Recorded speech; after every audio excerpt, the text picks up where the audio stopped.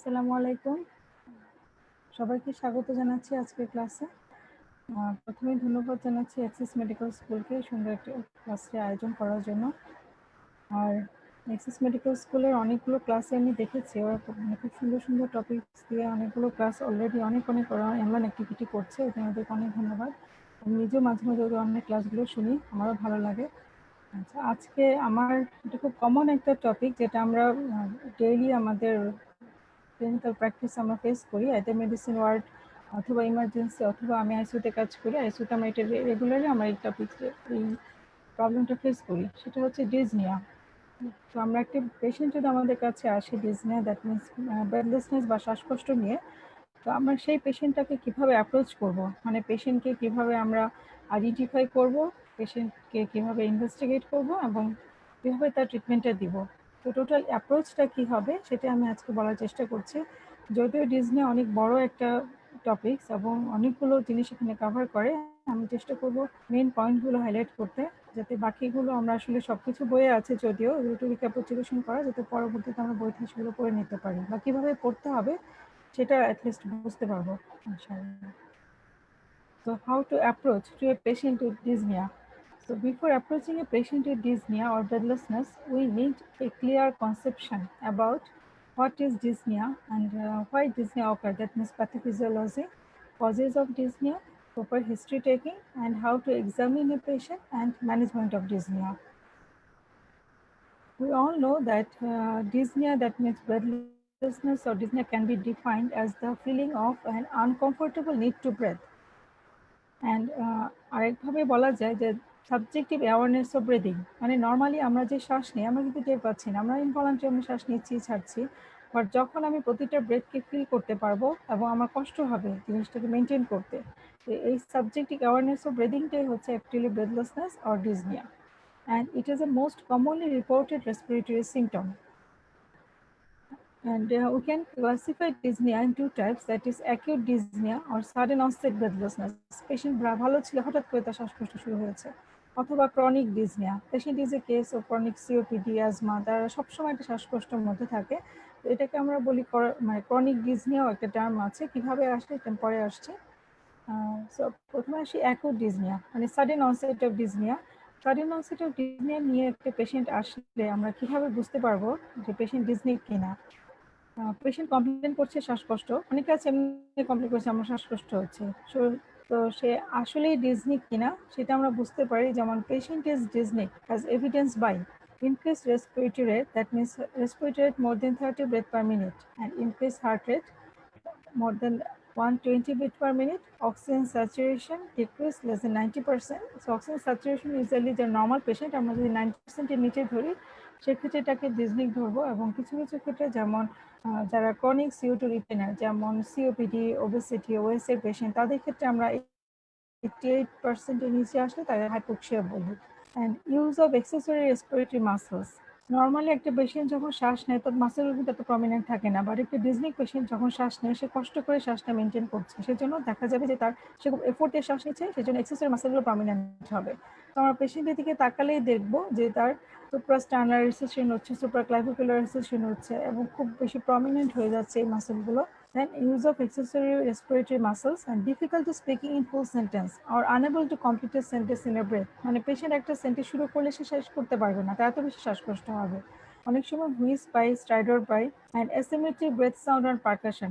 যা asymmetric breath sound দুই পাশে আমরা ঠিক মতো নাও পেতে পারি, এক পাশে পেলে আরেক পাশে পাচ্ছি না, যেমন আমরা নিউমোথোরাক্সে ব্রেথ সাউন্ডটা অ্যাবসেন্ট পাই, প্লুরাল ইফিউশনে ব্রেথ সাউন্ডটা অ্যাবসেন্ট পাই, অ্যাসিমেট্রি থাকে, এক পাশে নর্মাল ব্রেথ সাউন্ড আর যে পাশে প্লুরাল ইফিউশন সেই পাশে ব্রেথ সাউন্ড অ্যাবসেন্ট, অথবা যে পাশে নিউমোথোরাক্স সেই পাশে ব্রেথ সাউন্ড অ্যাবসেন্ট। তো অন এক্সামিনেশনে অ্যাসিমেট্রিক ব্রেথ সাউন্ড পেতে পারি।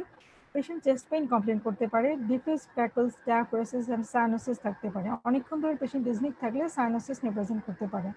তার পেশেন্ট রেস্টলেস থাকবে, অ্যাজিটেটেড থাকবে, প্যানিক থাকবে, প্যানিক মানে পেশেন্ট একটা প্যানিক ফিয়ার অফ ডেথ থাকবে, শ্বাসকষ্টের মতো কষ্ট কিন্তু আর নাই। সো ডিসনিয়া যদি পেশেন্ট আমরা চিন্তা করি, মানে অনেকে মুখে বলছে শ্বাসকষ্ট বাট ডিজনিক কিনা, সো আমাদেরকে এই সাইনগুলো দেখে কনফার্ম হতে হবে যে পেশেন্ট ডিজনিক না। এগুলো হচ্ছে আমার অ্যাকুট ডিজনিয়ার সাইন। নেক্সট আসে ক্রনিক ডিজনিয়া। ক্রনিক ডিজনিয়া মানে পেশেন্টের সবসময় একটা শ্বাসকষ্ট থাকে, তো ক্রনিক ডিসনিয়াটাকে আমরা একটা গ্রেডিং এর মাধ্যমে ক্লাসিফাই করি, সেটাকে বলে মেডিকেল রিসার্চ কাউন্সিলিং স্কেল অথবা এমআরসি স্কেল। এটা ডেভিডসনে আছে, হয়তো আমরা অনেকে পড়েছি অনেকে পড়ি নাই বা অ্যাভয়েড করে গেছি। ডেভিডসনে আছে, ম্যাকলোডেও আছে। তো গ্রেডিংটা হচ্ছে যে আমরা এখানে 5টা ভাগে ভাগ করি, পেশেন্টের হিস্ট্রির সাথে মিলিয়ে আমাকে ভাগটা করতে হবে। গ্রেড 1 ডিসনিয়া মানে অল্প একটু শ্বাসকষ্ট। অল্প একটু শ্বাসকষ্ট পেশেন্ট কীভাবে কমপ্লেন করবে? পেশেন্টের বলবে কোনো শ্বাসকষ্ট হয় না, বাট সে যখন একটু ভারী কাজ করে তখন তার অনেক কষ্ট হয়। That means grade 1 dyspnoea, not trouble by breathlessness except on strenuous exercise. অনেক বেশি পরিশ্রম করে তার শ্বাসকষ্ট হয়, যেটা আমাদেরও হয় কিন্তু তার বেশি কষ্ট হয়। Then grade 2, short of breath when hurrying on the level or walking up a slight hill, মানে অল্প একটু সিঁড়ি দিয়ে উঠছে তার একটু শ্বাসকষ্ট হচ্ছে, অথবা সে যখন খুব দ্রুত হাঁটে তখন তার শ্বাসকষ্ট হয়, অল্প একটু দ্রুত হাঁটে শ্বাসকষ্ট হয়। তো এটা হচ্ছে grade 2। Grade 3, walk slower than most people on the level, মানে নর্মাল সমতল জায়গায় নর্মাল মানুষ যেভাবে হাঁটে সে আরেকটু আস্তে আস্তে হাঁটে, অথবা 15 মিনিট হাঁটার পর তাকে থেমে যেতে হয়। তো এটা হচ্ছে গ্রেড 3। আর গ্রেড 4 হচ্ছে stop for breath after walking about 100 yards, মানে 100 গজ যাওয়ার পরেই তাকে থেমে যেতে হয়, তার কষ্ট শুরু হয়। Or after few minutes on level ground, অথবা কয়েক মিনিট হাঁটার পরে শ্বাসকষ্ট শুরু হয়। অ্যান্ড গ্রেড 5 হচ্ছে too breaths to leave the house or বেডলেস হয় আনরেস্টিং। গ্রেড 5টা হচ্ছে সিভিয়ার ক্রনিক ডিসনিয়া, যেমন পেশেন্ট বাসা থেকে বের হতে পারবে না, তার শ্বাসকষ্ট হবে না, একটুও সে হাঁটতে পারবে না, অথবা এমন সিভিয়ার পর্যায়ে আছে যে পেশেন্ট নিজের ড্রেস কাপড় চেঞ্জ করার সময় তো শ্বাসকষ্ট শুরু হবে। দ্যাট মিনস হিস্ট্রি অনুযায়ী আমরাই নিজেরাই ক্রনিক ডিসনিয়া যদি কোনো পেশেন্ট থাকে, সে পেশেন্ট যদি বলে যে সবসময় আমার শ্বাসকষ্ট হচ্ছে, তো পেশেন্টকে আমরা হিস্ট্রি দিয়ে ইভালুয়েট করব যে তার কতটুকু শ্বাসকষ্ট হয়। আমি আরেকবার একটু মনে রাখার জন্য বলি যে খুব বেশি কষ্ট হচ্ছে, ইভেন তার কাপড়টাও সে চেঞ্জ করতে পারছে না, অথবা অল্প একটু হাঁটতে পারছে না, তাহলে সেটা গ্রেড 5। তারপর একটু যাই যে পেশেন্ট অল্প একটু কয়েক মিনিট হাঁটার পর শ্বাসকষ্ট হচ্ছে, তাহলে গ্রেড 4। তারপর মোর দেন 15 মিনিট হাঁটার পর শ্বাসকষ্ট হচ্ছে, গ্রেড 3। তারপর সে নর্মাল মানুষের তুলনায় আস্তে হাঁটছে, জোরে হাঁটতে গেলে শ্বাসকষ্ট হচ্ছে, তাহলে গ্রেড 2। গ্রেড 1 হচ্ছে নর্মালি কোনো কমপ্লেন নেই, যখন সে কোনো ভারী কাজ করবে বা এক্সারসাইজ করবে তখন তো অনেক বেশি শ্বাসকষ্ট হচ্ছে, এটা হচ্ছে গ্রেড 1। কাজে গ্রেড 1, 2, 3, 4, 5 এই ইউজুয়ালি আমরা পেশেন্টের সাথে হিস্ট্রি নিয়েই এক্সপ্লেন করতে পারি যে পেশেন্ট কোন গ্রেডে আছে। তো ক্রনিক ডিসনিয়ার জন্য আমরা এমআরসি স্কেলটা ইউজ করি। নেক্সট আসে প্যাথোফিজিওলজি। প্যাথোফিজিওলজিটা আমরা জানি যে এমন কোনো স্টিমুলাস দিয়ে আমার ব্রেন স্টেমে যে রেসপিরেটরি সেন্টার আছে, সেন্টারটাকে যদি স্টিমুলেটেড হয় যে অনেক বেশি শ্বাস নিতে হবে, তখন বডি শ্বাস নিতে থাকে। তো মেইন যে স্টিমুলাসগুলো কি? স্টিমুলাসগুলো হচ্ছে যে আমরা জানি এফারেন্ট মোটর থাকে, আমাদের লাংসে থাকে, লাং প্যারেনকাইমাতে থাকে, তারপর চেস্ট ওয়ালে থাকে, এবং ব্লাড থেকে কিছু রিসেপ্টর সেন্সেশন যায়, যেমন ব্লাডে যদি কার্বন ডাইঅক্সাইড বেশি থাকে, কার্বন ডাইঅক্সাইড ডিজলভ হয়ে হাইড্রোজেন আয়ন কার্বনিক অ্যাসিড তৈরি করে, হাইড্রোজেন আয়নটা হচ্ছে অ্যাসিড। এই হাইড্রোজেন আয়ন এবং কার্বন ডাইঅক্সাইড আমাদের রেসপিরেটরি সেন্টারকে স্টিমুলেট করে, তো আমরা অনেক বেশি শ্বাস নিই। অথবা লাংসে যদি লাং প্যারেনকাইমাতে যদি কোনো প্রবলেম হয়, তখন লাং প্যারেনকাইমাতে প্রবলেম হলে সেখানে অ্যাপারেন্ট মোটর থাকে, সেটা স্টিমুলেশনটা দেয় motor neuron of brain stem, যেখানে রেসপিরেটরি সেন্টার থাকে। সো রেসপিরেটরি সেন্টার কি করে, সেই এফারেন্ট লিম্বের মাধ্যমে হাড়ির রেসপিরেশনটা স্টার্ট করে। তো মেইন মেকানিজমটা হচ্ছে স্টিমুলেশন হতে হবে ব্রেন স্টেমে যে রেসপিরেটরি সেন্টার থাকে, সেন্টার স্টিমুলেশন হলে অনেক বেশি বেশি শ্বাস হাড়ির রেসপিরেশন নিব। তো এই প্যাথোফিজিওলজিটা পড়ে নেবে যে stimulation of intrapulmonary afferent nerves by interstitial inflammation or thromboembolism, mechanical loading of respiratory muscle by airflow obstruction, or reduced lung compliance in fibrosis or hypoxia due to ventilation perfusion mismatch stimulating chemoreceptor. এটা অনেক সময় রিটেনে আসতে পারে বা আন্ডারগ্রেডেও তো রিটেনে আসতে পারে, but post গ্রেডে এটা জাস্ট বোঝার জন্য বলা, এটা পরীক্ষার জন্য বুঝে রাখলে হবে, পরীক্ষা ব্যবসা ধরার কোনো স্কোপ নেই।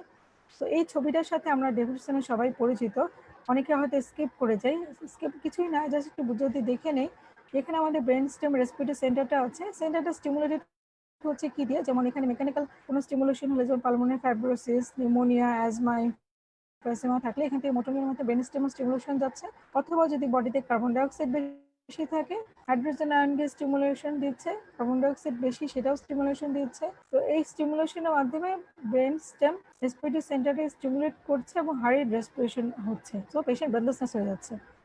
আচ্ছা, এটা এই ছবিটা আমরা সবাই জানি, তো ছবিটা একটু দেখে নিলেই হয়, এটা আসলে পরীক্ষাগতভাবে আসার কোনো স্কোপ নাই, এটা বোঝার জন্য।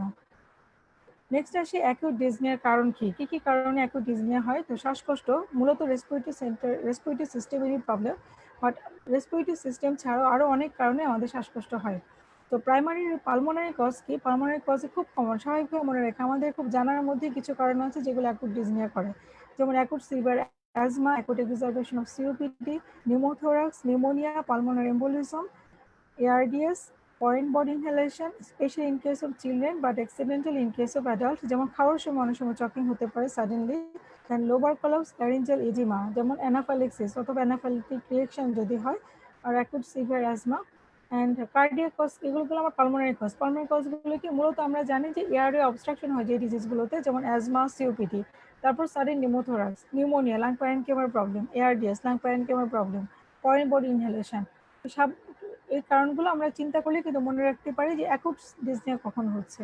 তারপর কার্ডিয়াক কজ, কার্ডিয়াক কজ সবচেয়ে কমন হচ্ছে acute myocardial infarction, acute left ventricular failure, cardiac tamponade. Cardiac tamponade একটু রেয়ার, আর সবচেয়ে বেশি কমন হচ্ছে acute myocardial infarction and acute left ventricular failure. এই দুটো কারণে আমরা দেখা যায় খুব কমনলি শ্বাসকষ্ট পাই। এলভিএফ এর পেশেন্ট মূলত শ্বাসকষ্ট নিয়েই আসে। তারপর আসে আদার্স কার্ডিয়াক অ্যান্ড পালমোনারি ছাড়াও আরও অনেক কারণে শ্বাসকষ্ট হয়, যেমন মেটাবলিক কিছু কারণ আছে, যেমন diabetic ketoacidosis, patient severe breathlessness নিয়ে আসে, এবং দেখা যায় যে যদি তার মেটাবলিক কারণটাকে আমরা রিজলভ করে ফেলি এই শ্বাসকষ্ট কমে যায়। এবং ডায়াবেটিক কিটোঅ্যাসিডোসিস ছাড়াও আরও আছে ল্যাকটিক অ্যাসিডোসিস। ল্যাকটিক অ্যাসিডোসিস কখন হয়? যখন কোনো পেশেন্ট সেপটিক শকে থাকে, সেপটিক শকে থাকলে অ্যানারোবিক মেটাবলিজম হয়, ল্যাকটিক এক্সেস ল্যাকটিক প্রডিউস হয় এবং ল্যাকটিক অ্যাসিডোসিস হয়, অথবা overdose of salicylate, ethylene glycol poisoning. এবং আরেকটা ইম্পর্টেন্ট এবং খুব কমন কারণ হচ্ছে সাইকোজেনিক হাইপারভেন্টিলেশন। আমার মনে হয় না ইন্টারনেটে এমন কেউ নাই যে HCR এর পেশেন্ট ডিল করে নাই। ইন্টারনেটে কাজ করছে অথবা কনভার্সন ডিসঅর্ডার বা সাইকোজেনিক হাইপারভেন্টিলেশন পেশেন্ট পায় নাই এমন হয় নাই। দেখা গেল ঝগড়া লাগছে, ইয়াং ফিমেল পেশেন্ট বিশেষ করে কমন বেশি হয়, মেলও আসে, বিশেষ ইয়াং ফিমেলের বেশি কমন, যারা অ্যাটেনশন গেইন করার জন্য দেখা যায় খুব বেশি সাইকোজেনিক হাইপারভেন্টিলেট করতে থাকে, এবং দেখা যায় পেশেন্ট পার্টি অস্থির হয়ে যায় যে না জানি কত শ্বাসকষ্ট। একটু এক্সামিন এবং হিস্ট্রিটা ঠিকমতো নিলেই, প্রপারলি ইভালুয়েট করলেই এবং অথবা ব্রিদিং প্যাটার্নটা দেখলেই কিন্তু বোঝা যায় যে এটা আসলে টুলি কোনো অর্গানের প্রবলেম, মানে কার্ডিয়াক পালমোনারিয়া, নাকি এটা সাইকোজেনিক হাইপারভেন্টিলেশন। তো এটাও কিন্তু অ্যাকুট ডিসনিয়া নিয়ে আসবে। Psychogenic hyperventilation never ever chronic ফর্মে হবে না। হ্যাঁ, তার হিস্ট্রি অফ রিপিটেড অ্যাটাক থাকতে পারে, বাট ক্রনিক ডিসনিয়া কখনো হবে না, কারণ সে তো সাডেনলি প্রেসিপিটেট করছে সেটা। তো অ্যাকুট ডিসনিয়াটা আমরা মনে রাখি যেগুলো অ্যাকুট কন্ডিশন। অ্যাকুট কন্ডিশনগুলো পালমোনারি কিছু, কার্ডিয়াক কজ এবং আদার্স, অ্যান্ড ইম্পর্টেন্ট কারণ হচ্ছে সাইকোজেনিক হাইপারভেন্টিলেশন। তো these are the cause of acute dyspnoea. এখন আসি ক্রনিক ডিসনিয়া। ক্রনিক ডিসনিয়া এই ডিজিজগুলো যদি ক্রনিক হয়ে যায়, যেমন অ্যাজমা, অ্যাজমা তো কখনো পুরোপুরি ভালো হয় না বেশিরভাগ ক্ষেত্রে। So asthma repeated on and off অ্যাটাকটা হয়, এবং অনেক সময় পেশেন্ট ক্রনিক ডিসনিয়া নিয়ে প্রেজেন্ট করে। তো অ্যাজমার চেয়ে বেশি কমন হচ্ছে সিওপিডি, যেটা ক্রনিক ফর্মে আমরা পাই। তারপর lung cancer, interstitial lung disease, মানে আইএলডি পেশেন্টগুলো সবসময় ডিসনিক থাকে। তারপর extensive allergic alveolitis, pneumoconiosis, chronic pulmonary thromboembolism, যেন অনেকদিন ধরে বেডরিডেন পেশেন্ট সবসময়, অথবা হাইপার কোয়াগুলার স্টেট। তো ক্রনিক একটা থ্রম্বোএম্বোলিজম সবসময় থাকে, সেখান থেকে পেশেন্টের ডিসনিয়া হয়। Then lymphangitis, carcinomatosis, large pleural effusion. আর পালমোনারি কজ ছাড়াও কার্ডিয়াক কজও আছে, যেমন ক্রনিক হার্ট ফেলিওর বা কনজেস্টিভ কার্ডিয়াক ফেলিওর পেশেন্টগুলো ক্রনিক ডিসনিয়া নিয়ে আসে। তারপর আদার্স সিভিয়ার এনিমিয়া, পেশেন্ট জানেও না তার এনিমিয়া আছে, বলবে যে আমার একটু হাঁটতে গেলে কষ্ট হয়, শ্বাসকষ্ট হয়, বসতে পারি না, শ্বাসকষ্ট হয়, চেস্ট টাইটনেস হয়, অত এক্সামিন করে দেখলাম সিভিয়ারলি এনিমিক, তখন আমাদেরকে বুঝতে হবে যে হয়তো এনিমিক হার্ট ফেলিওর কারণে পেশেন্টের শ্বাসকষ্ট হচ্ছে। নেক্সট একটা ইম্পর্টেন্ট কারণ হচ্ছে ওবেসিটি। ওবেসিটি দেখা যাবে যে অল্পতেই হাঁপিয়ে যায়।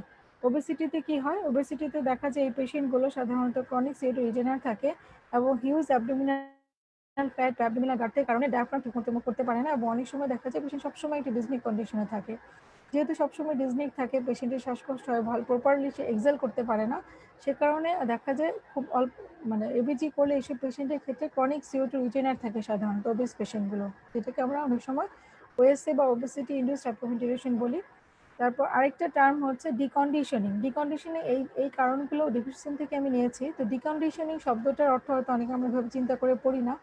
ডিকন্ডিশনিং মানে কোনো কারণে যদি একটা পেশেন্ট অনেকদিন বেড রিডেন থাকে, তো সেই পেশেন্টকে হঠাৎ করে বসালে বা দাঁড়া করালে বা হাঁটানো শুরু করলে পেশেন্টের সাডেন একটা শ্বাসকষ্ট হয় বা সবসময় একটা শ্বাসকষ্ট থাকে। যেমন deconditioning may result from decreased physical activity, prescribe bed rest, orthopaedic casting, যেমন একটা পায়ের ফ্র্যাকচার হচ্ছে, পেশেন্ট 6 মাস ধরে বিছানায়, সেই পেশেন্ট যখন হঠাৎ করে তা উঠে দাঁড়াবে, হাঁটার চেষ্টা করবে, হঠাৎ করে তার শ্বাসকষ্ট শুরু হবে। অথবা প্যারালাইসিসের পেশেন্ট, এজিং। তো ডিকন্ডিশনিং একটা ইম্পর্টেন্ট কারণ হচ্ছে ক্রনিক ডিসনিয়া। তো অ্যাকুট ডিজিজ আর ক্রনিক ডিজিজের মধ্যে পার্থক্য কি? অ্যাকুট হচ্ছে যেসব কারণে সাডেন শ্বাসকষ্ট হয়, আর ক্রনিক সেম ডিজিজও হতে পারে বা যে কারণগুলো সাস্টেইন করে অনেক দিন ধরে থাকে এবং পুরোপুরি ভালো হওয়ার না, সাধারণত সেই সব কারণে ক্রনিক ডিজনিয়াটা নিয়ে পেশেন্ট প্রেজেন্ট করতে পারে। নেক্সট আসি যে আমার কারণ গেল, প্যাথোফিজিওলজি গেল, ডিজনিয়া কি সেটা জানলাম। এখন আসি হিস্ট্রি কিভাবে আমরা নেব। ক্লিনিক্যাল হিস্ট্রি দিয়ে আমরা অনেকগুলো ডায়াগনোসিস এস্টাবলিশ করে ফেলতে পারি। যেমন প্রথমে আমরা চিন্তা করব যে how did the breathlessness comes on, কিভাবে শুরু হয়েছে। ইনস্ট্যান্টিনিয়াস, সাডেন শুরু হয়েছে। যেমন সাডেন শুরু হলে কি চিন্তা করতে পারি? এমআই হতে পারে, নিউমোথোরাক্স হতে পারে, পালমোনারি এম্বোলিজম হতে পারে, অ্যাকুট অ্যালার্জি বা অ্যানাফিলাক্টিক শক হতে পারে, যেটা সাডেন খুব র্যাপিডলি শুরু হয়। তারপর অনসেট ওভার আওয়ার্স, মানে অনেকক্ষণ ধরে শুরু হয়েছে। ওভার আওয়ার্স, দ্যাট মিনস যেমন অ্যাজমা শুরুতে অল্প অল্প থেকে আস্তে আস্তে করে হঠাৎ করে রিজার্ভেশন হয়, সেটা হচ্ছে 2 থেকে 3 ঘন্টা লাগতে পারে বা 24 আওয়ার্স লাগতে পারে। সেজন্য আমরা কেউ কেউ বলি ওভার আওয়ার্সে যদি হয় অ্যাজমা, অ্যাকুট এলভিএফ অথবা infection. Infection means pneumonia. Pneumonia কিন্তু 2 থেকে 3 ঘন্টা বা 4 ঘন্টার মধ্যে এক্সরে খারাপ হয়ে পেশেন্ট শ্বাসকষ্ট নিয়ে প্রেজেন্ট করতে পারে। তারপর ক্রনিক ডিজনিয়া, ক্রনিক যদি হয়, ক্রনিক হলে আমরা সিওপিডি চিন্তা করবো, ক্রনিক অ্যাজমা চিন্তা করবো, অ্যানিমিক হার্ট ফেলিওর চিন্তা করবো অথবা ক্রনিক হার্ট ফেলিওর চিন্তা করবো। তো ক্রনিক ডিজনিয়ার যে কারণগুলো আছে সেই প্রেজেন্টেশন অনুযায়ী আমরা দেখতে হবে হিস্ট্রিটা পেশেন্ট কি বলে, যে তার ব্রেথলেসনেসটা কিভাবে শুরু হয়েছে, sudden, over hours or chronic. Then pattern of dyspnoea, প্যাটার্নটা কেমন। যেমন COPD patient are comfortable at rest and when asleep but struggle with exertion. COPD patient but chronic exertion dyspnea and paroxysmal nocturnal dyspnea are both associated with heart failure. তো heart failure পেশেন্টগুলো কিন্তু, COPD patient কিন্তু রেস্টে ভালো থাকবে, একটু তার exertion থাকবে কিন্তু রেস্টে সে ভালো থাকবে। বাট হার্ট ফেলিওর কি হবে, হার্ট ফেলিওর পেশেন্ট বিশেষ করে যারা পিএনডি হিস্ট্রি থাকে, that means paroxysmal nocturnal dyspnoea history যদি পেশেন্ট বলে, যে পেশেন্ট বলবে রাতে শুলাম ভালো, হঠাৎ করে মিডনাইটে এমন এত বেশি শ্বাসকষ্ট শুরু হয়েছে, এই শ্বাসকষ্টের কারণে পেশেন্টকে উঠে বসে পড়তে হয়েছে। কারণ অনেকক্ষণ পেশেন্ট যখন শুরুতে শুয়ে থাকে তখন ইউজুয়ালি তার এটা কি হয়, গ্র্যাভিটির কারণে দেখা যায় যে ফ্লুইড ওভারলোডের পেশেন্টগুলোর ক্ষেত্রে যখন শুয়ে থাকলে লাংসে যে এটা ডিস্ট্রিবিউশন হয়ে যায়, তখন পেশেন্টের হঠাৎ করে শ্বাসকষ্ট শুরু হয়, অক্সিজেনেশনটা ঠিক মতো হয় না, পেশেন্ট সাডেন উঠে বসে পড়ে। বসে দেখা যায় যে বলবে, হিস্ট্রিতে বলবে যে আমি শুয়েছিলাম ভালো, তারপর এত শ্বাসকষ্ট শুরু হয়েছে, উঠে দরজা জানলা খুলে দিতে হয়েছে। খুলে দেওয়ার পর লম্বা লম্বা শ্বাস নেওয়ার পর আস্তে আস্তে বসে থাকার পর কিছুক্ষণ বসে লম্বা লম্বা শ্বাস নেওয়ার পর সেটেল হয়েছে এবং তার শ্বাসকষ্টটা কমেছে।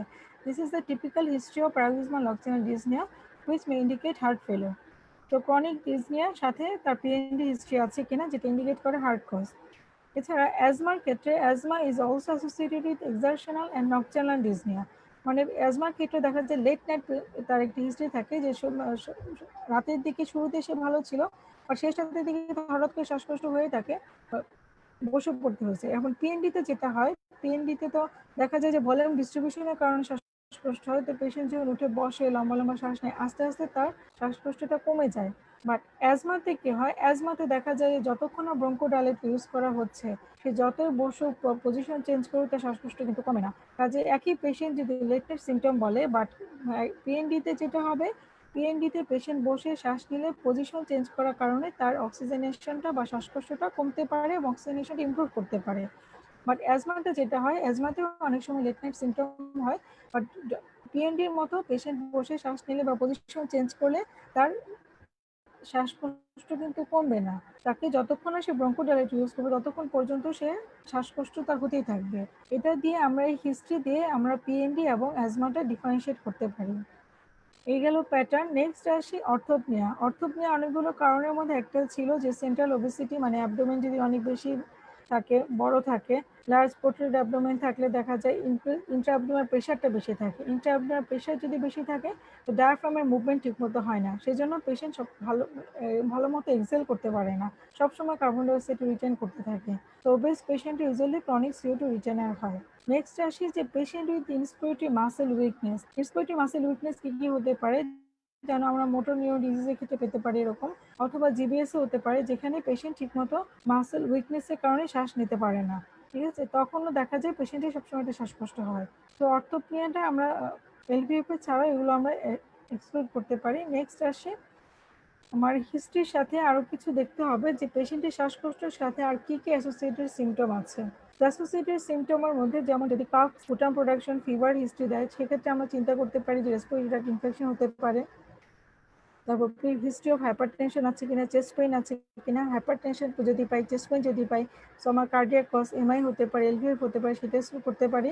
তারপর পেরিফেরাল ইডিমা, যেমন বাইলেটারাল লেগ ইডিমা যদি থাকে পেশেন্টের, সাথে শ্বাসকষ্ট, ক্রনিক একটা ডিজনিয়ার হিস্ট্রি, সেক্ষেত্রে আমরা কার্ডিয়াক কজ মানে কনজেস্টিভ কার্ডিয়াক ফেলিওর হতে পারে। অথবা পেরিফেরাল ইডিমা আরও ক্ষেত্রে পাই, যেমন কর পালমোনারি যদি থাকে, এবং যেমন একটা পেশেন্ট আসছে বাইলেটারাল লেগ ইডিমা নিয়ে আসছে, ক্রনিক একটা শ্বাসকষ্ট আছে, স্মোকার পেশেন্ট, প্রিভিয়াস কার্ডিয়াক ডিজিজে তার হিস্ট্রি নেই, তো প্রিভিয়াস কার্ডিয়াক ডিজিজের হিস্ট্রি নেই, এক্ষেত্রে আমরা চিন্তা করতে পারি যে it may be case of COPD with cor pulmonary. ঠিক আছে, কর পালমোনারিতে কি হয়, রাইট ভেন্ট্রিকুলার হাইপারট্রফি বা রাইট হার্ট ফেলিওর হয়, সিওপিডি থেকে রাইট হার্ট ফেলিওর হয়ে সেই হার্ট ফেলিওর ফিচারটা নিয়ে আসে, তখন আমরা এটাকে কর পালমোনারি বলি।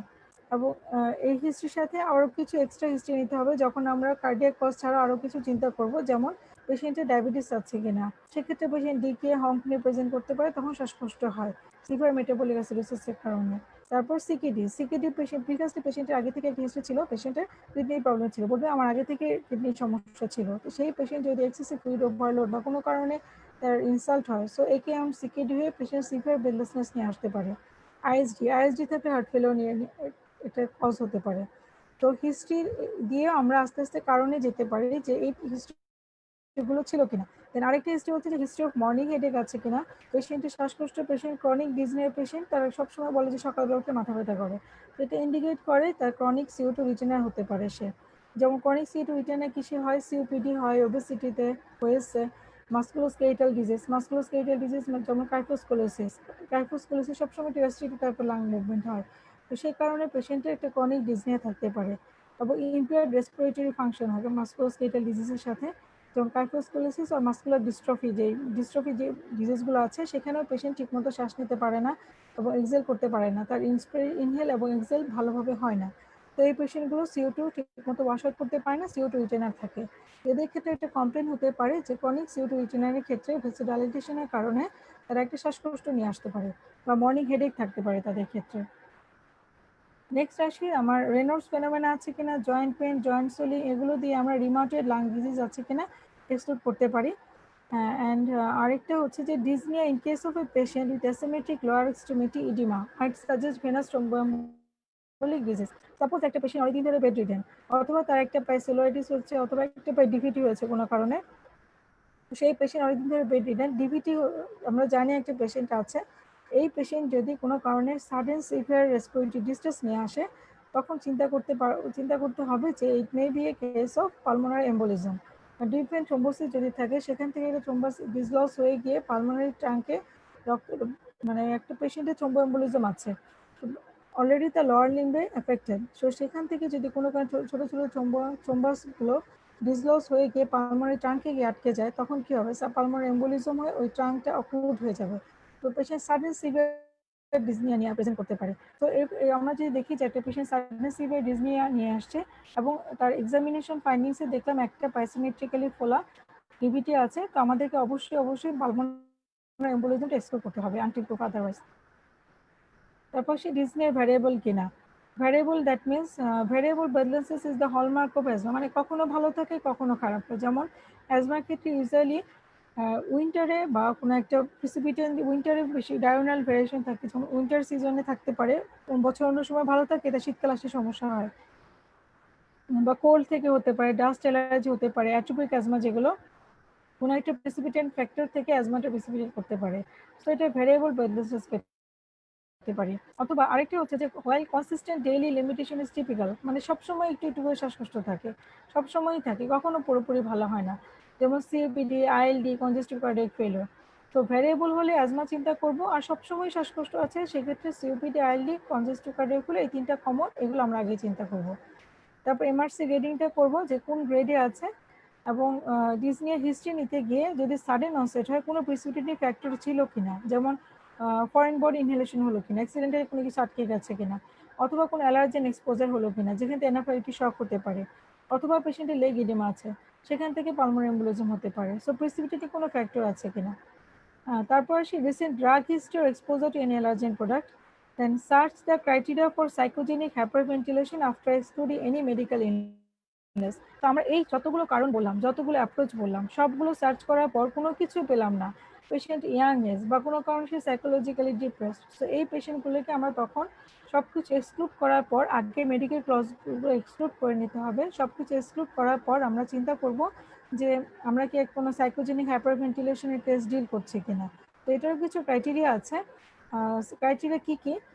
যখন inability to take a deep breath, ইচ্ছা করে সে লম্বা শ্বাস নেবে না, frequent sighing or erratic ventilation at rest, short breath holding time in the absence of severe respiratory distress, difficulty in performing and or inconsistent spirometry measures, high score or Nijman questionnaire, এটা একটা questionnaire যেটা psychiatric ইভ্যালুয়েশনে use হয়, এটা আলাদা একটা tabulation করা থাকে এবং ইউজুয়ালি সাইকিয়াট্রিস্ট এটা ইউজ করে, এটা ক্যালকুলেশন করতে হয় জাস্ট কয়েকটা কোশ্চেনিয়ারের মতো। সো সেই স্কোরটা দেখা যাবে হাই স্কোর পাওয়া যাবে। আমি এটা ডিটেলস দিইনি কারণ এটা এই মুহূর্তে এটা লাগবে না। Then induction of symptoms during submaximal hyperventilation, resting end tidal sorry আবার একটু বলি যে factor suggesting psychogenic hyperventilation, that is inability to take a deep breath, frequent sighing or erratic ventilation at rest, short breath holding time in the absence of severe respiratory disease, difficulty in performing and or inconsistent spirometry measures, high score on Nijman questionnaire, induction of symptoms during submaximal hyperventilation, end tidal carbon dioxide less than 4.5%, and associated digital or perioral paresthesia. মানে patient excessive hyperventilation করার কারণে যে আমরা বলি perioral প্যারাস্থেসিয়া, এটা কেন হয়? হাইপোক্যালসিমিয়ার জন্য হয়। কিভাবে হয়? যখন এক্সেসিভ শ্বাস নেব, এক্সেসিভ শ্বাস নিতে নিতে কি হবে? পেশেন্ট অনেক বেশি শ্বাস নিচ্ছে ছাড়ছে। সো এক্সেসিভ ভেন্টিলেশন রেসপিরেশন নেওয়ার কারণে বডি থেকে অনেক কার্বন ডাইঅক্সাইড ওয়াশ আউট হয়ে যাবে। So carbon dioxide wash out হয়ে গেলে রেসপিরেটরি অ্যালকালোসিস হবে। রেসপিরেটরি অ্যালকালোসিস হলে বডিতে যখন অ্যালকালোটিক এনভায়রনমেন্টে থাকবে তখন আমাদের ক্যালসিয়ামটা অ্যালবুমিনের সাথে বাইন্ডিং ক্যাপাসিটিটা বেড়ে যাবে। তো ক্যালসিয়াম যদি অ্যালবুমিনের সাথে বাইন্ড করে ফেললে আমাদের ব্লাডে আমরা আয়োনাইজড ক্যালসিয়ামের পরিমাণটা কম পাই। সো এই আয়োনাইজড ক্যালসিয়াম কম পাওয়ার কারণে হাইপোক্যালসিয়ামের ফিচারগুলো আমরা পেতে পারি। তো একটা পেশেন্ট যদি সিভিয়ার ব্রেথলেসনেস নিয়ে আসে, ইয়াং পেশেন্ট, তো আমরা দেখবো যেরকম কার্বোপেটাস স্পাজম আছে, পেরিওরাল প্যারাস্থেসিয়া আছে, এটা আমরা চিন্তা করব যে পেশেন্ট হয়তো বা হাইপোক্যালসিমিয়া হয়েছে। তো এখানে ক্যালসিয়াম সাপ্লিমেন্ট আমরা ইউজুয়ালি দিই না। আমার পেশেন্টের যে ব্রিদিং এফোর্ট, মানে সে যে ঘন শ্বাস নিচ্ছে, হাইপার ভেন্টিলেট করছে, এই হাইপার ভেন্টিলেশন এফোর্টটাকে আমরা কমাবো। দ্যাট মিনস বডি থেকে যেহেতু কার্বন ডাইঅক্সাইড বের হয়ে গেছে, রেসপিরেটরি অ্যালকালোসিস হচ্ছে, রেসপিরেটরি অ্যালকালোসিস হওয়ার কারণে ক্যালসিয়ামটা বডিতে ঠিকই আছে কিন্তু ক্যালসিয়ামের বাইন্ডিং করছে, অ্যালবুমিনের সাথে বাইন্ডিং ক্যাপাসিটিটা বেড়ে যাচ্ছে। তো আয়নাইজড ক্যালসিয়ামটা ব্লাডে কমে যাচ্ছে। এ কারণে যদি আমি ওই স্টিমুলাসটাকে প্রিভেন্ট করতে পারি, মানে হাইপার ভেন্টিলেশনটা অফ করে দিতে পারি, তো অ্যাপারমেন্টে অফ করে দিয়ে আয়নাইজড ক্যালসিয়ামের পরিমাণ বডিতে আবার বেড়ে যাবে। তো এখানে যদি পেরিওরাল প্যারাস্থেসিয়া বা হাইপারক্যালসিমিয়া বা টিটানির মতো ফিচার নিয়ে আসলে আমরা আগে তার ভেন্টিলেশনের ড্রাইভটা কমাবো, দ্যাট মিনস হাইপার ভেন্টিলেশনটাকে কমাবো, আগেই ক্যালসিয়াম সাপ্লিমেন্ট দিব না। কাজে সাইকোজেনিক হাইপার ভেন্টিলেশন এটা আমরা খুব কমনলি পাই ওয়ার্ডে, এবং ইন্টারনেট সম্মত এগুলো আমাদেরকে রাত বিরেতে জ্বালিয়ে ফেলতে হচ্ছে হাইপার ভেন্টিলেট করতে করতে। কিন্তু এদের সাথে খুব কেয়ারফুলি হ্যান্ডেল করতে হবে, কারণ এর আগে আমাকে অবশ্যই মেডিকেল কজগুলো এক্সক্লুড করতে হবে। এই কারণেই বলছি যে এগুলোকে খুব কেয়ারফুলি হ্যান্ডেল করতে হবে। নেক্সট আসি, তো আমরা এই কালামা হিস্ট্রি টেকনিক, তারপর এক্সামিনেশন প্রথমে যেটা হয় যে একটা শ্বাসকষ্ট পেশেন্ট নিয়ে আসলে পেশেন্ট কনসিয়াস কিনা, কারণ বেশিরভাগই ডিস্ট্রেস পেশেন্ট একসময় টায়ার্ড হয়ে গিয়ে CO2 রিটেন করতে থাকে এবং CO2 রিটেন করে একসময় ড্রাউজি হয়ে যায়। So assess conscious level, then respiratory rate count করতে হবে, haemodynamic status that means pulse, blood pressure check করতে হবে, অক্সিজেন স্যাচুরেশন দেখবো যে পেশেন্ট হাইপোক্সিক কিনা। তবে কুইক জেনারেল এক্সামিনেশন, মানে একটা পেশেন্টের যখন শ্বাসকষ্ট হয় তখন আসলে এভাবে এক্সামিনেশন করা যায় না, তো যতটুকু অ্যাপারেন্টলি করা যায় তো কুইক একটা জেনারেল এক্সামিনেশন করে ফেলতে হবে। যেমন আমরা হাফটা দেখতে পারি, ক্লাবিং দেখলাম, ক্লাবিং আছে কিনা, লিম্ফ নোড আছে কিনা, পেশেন্টের পালস কেমন, ব্লাড প্রেশার কেমন, রেসপিরেটরি রেট কেমন, তো এইগুলো খুব কুইকলি আমরা শেষ করে ফেলতে পারি। তবে অ্যানাসাক আছে কিনা, ইডিমা আছে কিনা, এনিমিয়া আছে কিনা, তো কুইক একটা জেনারেল এক্সামিনেশন আমরা করে ফেলবো। তো এনিমিয়া দেখবো, এনিমিয়া যদি থাকে শ্বাসকষ্ট, এনিমিক হার্ট ফেলিওর আছে কিনা, পেশেন্টের ক্লাবিং আছে, ক্লাবিং থাকলে আমরা কি চিন্তা করতে হবে যে পেশেন্টের আইএলডি আছে কিনা বা কোনো লাং ক্যান্সার আছে কিনা। তারপর পালস দেখবো, র্যাপিড পালস পাবো, রেসপিরেটরি রেট অনেক বেশি থাকবে, ব্লাড প্রেশার অনেক বেশি আছে, শ্বাসকষ্ট আছে, তো আমরা এলভিএফ চিন্তা করতে পারি। তারপর অক্সিজেন স্যাচুরেশন, পেশেন্ট হাইপোক্সিয়া আছে, টেম্পারেচার দেখতে পারি, টেম্পারেচার রেস্ট মানে নিউমোনিয়া থাকতে পারে। তো কুইক একটা জেনারেল এক্সামিনেশন আমরা গ্রসলি যতটুকু সম্ভব এটা করে ফেলতে হবে। তারপর চেস্ট ডিফর্মিটি যেমন পেশেন্টের যদি সব স্মোকিং হিস্ট্রি থাকে, সাথে যদি ব্যারেল শেপ চেস্ট পায়, অথবা চেস্ট কনজেনিটাল চেস্ট ডিফর্মিটি থাকে, যে বিভিন্ন ধরনের চেস্ট ডিফর্মিটি হয়, পেকটাস এক্সকেভিটাম, ক্যারিনেটাম, তারপর কার্টোস্কোলোসিস, এগুলো আছে কিনা। কারণ চেস্ট ডিফর্মিটি থাকলে একটা restrictive type of lung disease হয়, পেশেন্টের লাংসে ঠিকমতো এক্সপান্ড করতে পারে না, পেশেন্ট ক্রনিক্যালি ডিজনিক থাকে এবং কার্বন ডাইঅক্সাইড রিটেনশনের একটা চান্স থাকে। তো চেস্ট ডিফর্মিটিটা এখানে খুবই important. Next, respiratory and cardiovascular সিস্টেমটা আগে এক্সামিনেশন করে ফেলতে হবে after doing quick general examination. তো রেসপিরেটরি সিস্টেমটা অবশ্যই আগে এক্সামিনেশন করতে হবে আমাকে কারণটা বের করার জন্য, যে কী কারণে পেশেন্টের শ্বাসকষ্ট হচ্ছে। একইভাবে কার্ডিওভাস্কুলারটা করতে হবে যে কার্ডিয়াক কোনো কজ আছে কিনা। ঠিক আছে, তো প্রথমে কি করলাম, প্রথমে কনসিয়াস লেভেল দেখলাম, কুইক একটা জেনারেল এক্সামিনেশন করে ফেললাম, দেন রেসপিরেটরি অ্যান্ড কার্ডিওভাস্কুলার সিস্টেমটা ইন্ডিভিজুয়ালি ভালো করে চেক করতে হবে। ঠিক আছে, তো আমরা যখন একটি ডিজনি অ্যাসেস করবো, বারবার বলছিলাম যে এক্সেসরি মাসেলটা prominent, use of accessory muscle যখন ডিজনিক হয় পেশেন্টের এক্সেসরি মাসেল প্রমিনেন্ট হয়। যেমন এখানে দেখতেছি মাসেলগুলো প্রমিনেন্ট আছে, সুপ্রা স্টার্নাল রিসেশন হচ্ছে, সুপ্রা ক্লাভিকুলার রিসেশন হচ্ছে, এবং পেশেন্ট যেভাবে বসে শ্বাস নিচ্ছে, পেশেন্ট শুয়ে থাকতে পারবে না। ঠিক আছে, বিশেষ করে সিওপিডি, অ্যাজমা পেশেন্ট এরকম করে শ্বাস নেয়, পার্সলিপ ব্রিদিং হয়, মানে সে অনেক কষ্ট করে শ্বাসটা নিচ্ছে। ঠিক আছে, তারপরে আমরা মনিটরিং করবো, যে স্যাচুরেশন দেখবো, হেমোডাইনামিক মনিটর করবো, হার্ট রেট দেখবো, রেসপিরেটরি রেট দেখবো, ব্লাড প্রেশার দেখবো। ঠিক আছে, নেক্সট আসি features of chronic carbon dioxide retention, যে বারবার বলছি যে CO2 রিটেন করে। তো যারা যেসব কারণে রেস্ট্রিক্টিভ লাং ডিজিজ থাকে সেসব পেশেন্টই দেখা যায় ঠিকমতো এক্সেল করতে পারে না দেখে কার্বন ডাইঅক্সাইড রিটেনশন করে। তো কার্বন ডাইঅক্সাইড রিটেনশন করলে আমরা কি কি সাইন সিমটম পাই?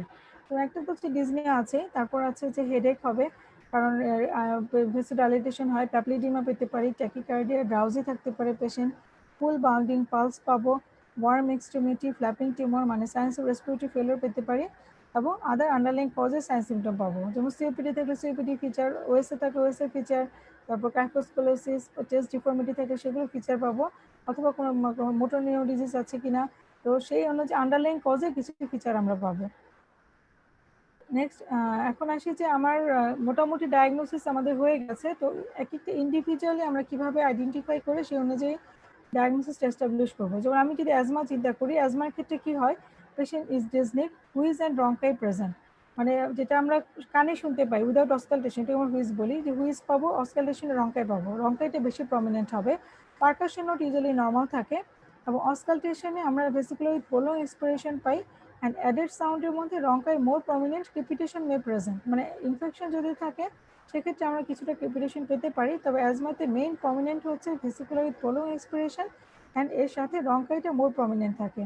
তো অ্যাজমার ক্ষেত্রে টিপিক্যাল একটা হিস্ট্রি খুব ইম্পর্টেন্ট, পেশেন্টের আমরা বাকি ফিচার্স নর্মাল পাবো, ইউজুয়ালি শ্বাসকষ্ট হয় দেখে ব্রেথ সাউন্ডে ভেসিকুলার প্রোলং এক্সপিরেশন পাই, অ্যাডেড সাউন্ডের মধ্যে রঙ্কাই পাই, এবং typical history, diagonal variation, onset, everything দিয়ে আমরা অ্যাজমাটা আইডেন্টিফাই করতে পারি। নেক্সট আসছে সিওপিডি ক্ষেত্রে সবচেয়ে কমন যেটা স্মোকিং হিস্ট্রি, অনেক সময় স্মোকিং হিস্ট্রি নাও থাকতে পারে, বিশেষ করে ফিমেলদের ক্ষেত্রে অনেক সময় দেখা যায় যে বায়োফুয়েল মাছ বা বাসায় লাকড়ির চুলায় রান্না করে কিনা, বা প্যাসিভ স্মোকার কিনা। তো সিওপিডি ক্ষেত্রে সিওপিডি যদি আমরা ডায়াগনোসিস করতে চাই, হিস্ট্রি দিয়ে শুরু করতে হবে, হিস্ট্রিতে স্মোকিং একটি হিস্ট্রি থাকবে, কত প্যাকের সেটা আমরা এস্টাবলিশ করতে পারি, তারপর এক্সামিনেশনে চলে যাব, এক্সামিনেশনে ব্যারেল শেপ চেস্ট পেতে পারি, রেসপিরেটরি রেট বেশি পাবো, ক্রনিক CO2 রিটেনার হয় যেহেতু, তো CO2 রিটেনশনের কিছু ফিচার আছে কিনা দেখবো, যেমন ফুল বাউন্ডারি পালস আছে কিনা, ফ্ল্যাপিং টিউমার আছে কিনা, প্যাপিলিডিমা আছে কিনা, এগুলো চেক করে নিতে হবে। পারকাশন নোটে আমরা রেজোনেন্টও পেতে পারি, হাইপার রেজোনেন্টও পেতে পারি। হাইপার রেজোনেন্ট কেন, আমরা জানি সিওপিডি দুই ধরনের, একটা হচ্ছে ক্রনিক ব্রঙ্কাইটিস, একটা হচ্ছে ইমফাইসেমা। ইমফাইসেমাইটিস সিওপিডিতে সাধারণত অনেক সময় ছোট ছোট বুলা থাকে বা এয়ার ট্র্যাপ হয়ে থাকে। তো সিওপিডিতে কি হয়, লাংসটা বড় হয়ে যায়, অনেকগুলো এয়ার ট্র্যাপিং মানে পালমোনার পার্মানেন্ট চেঞ্জ হয় এখানে, ব্রঙ্কিওলার ভেসেল পার্মানেন্ট চেঞ্জ হওয়ার কারণে দেখা যায় এয়ার ট্র্যাপিং হয়, সবসময় একটা এয়ার ট্র্যাপিং থাকে, তো অনেক সময় বুলা থাকতে পারে। তো বুলা এবং এয়ার ট্র্যাপিং এর কারণে আমরা ইউজুয়ালি হাইপার রেজোনেন্ট পাই পারকাশন নোটে। মানে নিউমোথোরাক্সে যেটা হয়, যে নিউমোথোরাক্স মানে কি, প্লুরাল ক্যাভিটিতে বাতাস ঢুকে যায়, তো সিওপিডিতে তাই হয়, সিওপিডিতে লাংসের ভিতরে বাতাস জমে, মানে বুলা পাই আমরা, তো এই বুলার উপর যদি আমরা পারকাস করি সেটা অবশ্যই হাইপার রেজোনেন্ট পাবো। রেজোনেন্ট মানে বাতাস, হাইপার রেজোনেন্ট মানে বেশি বেশি বাতাস, যেখানে বেশি বাতাস সেখানে অবশ্যই হাইপার রেজোনেন্ট হবে। দেন আসে অ্যাপেক্স বিট মে বি ইম্পালপেবল, মানে পুরো লাংসটা যদি বাতাস দিয়ে ফুলে থাকে, তখন আমরা যখন অ্যাপেক্স বিটটা পালপেট করবো, ইউজুয়ালি অ্যাপেক্স বিটটা ইম্পালপেবল হবে।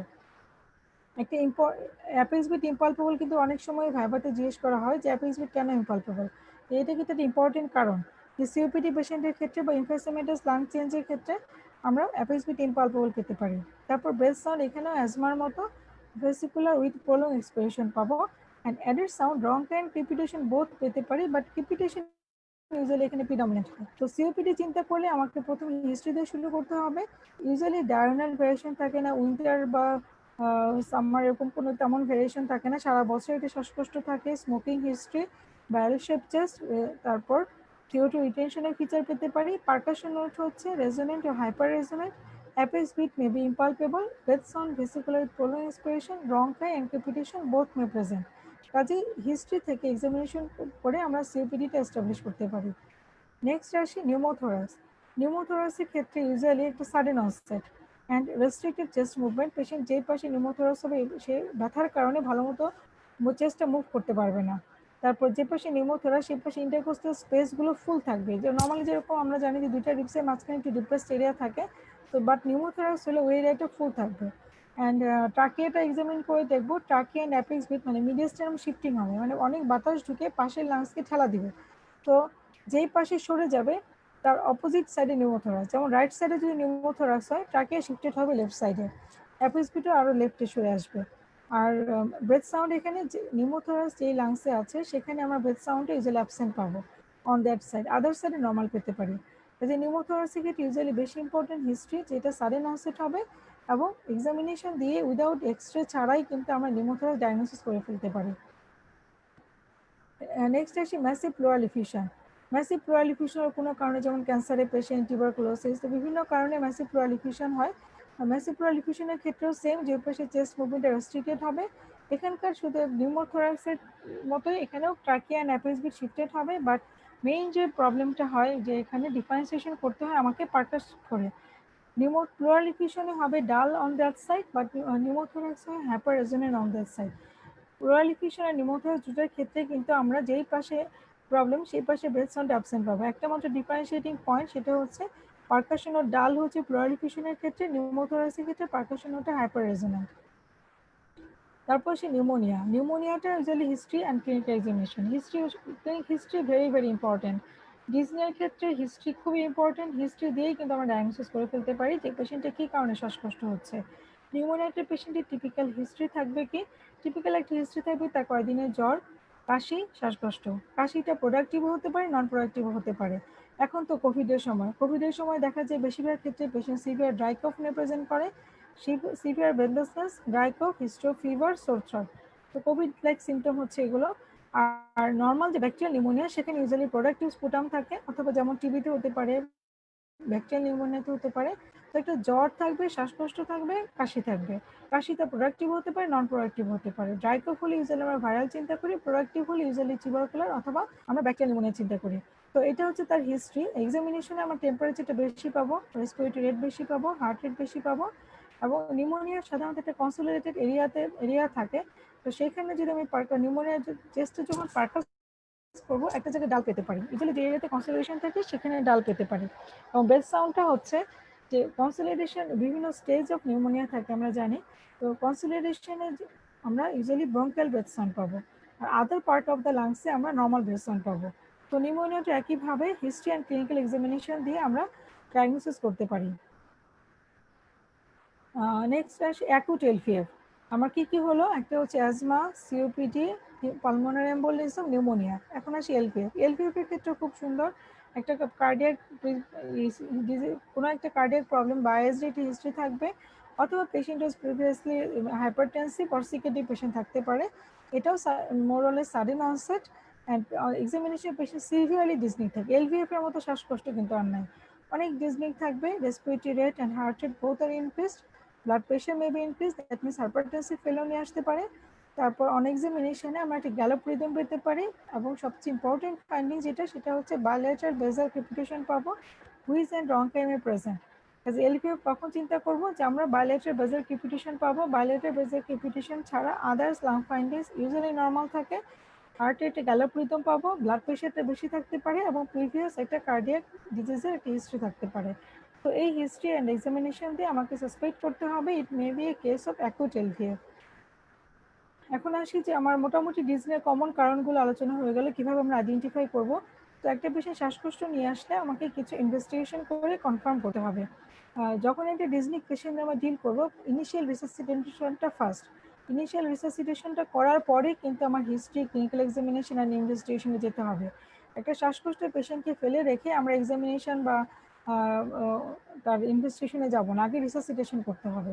দেন আমি স্টেপ বাই স্টেপ যাব, মানে সিমালটেনিয়াসলি আমাকে কাজগুলো করতে হবে। এখন ইনভেস্টিগেশন আসে সবচেয়ে কমন, যদি একটা ইনভেস্টিগেশনও বলে শ্বাসকষ্ট নিয়ে আসছে, একটা ইনভেস্টিগেশন বলো, সো একটা বললে আমাকে অবশ্যই একটাই বলতে হবে, সেটা হচ্ছে চেস্ট এক্সরে। আদার সাপোর্টিভ ইনভেস্টিগেশনগুলো আমরা করতে পারি, কিন্তু মোস্ট কমন এবং যেটা করতেই হবে সেটা হচ্ছে চেস্ট এক্সরে। দেন এবিজি।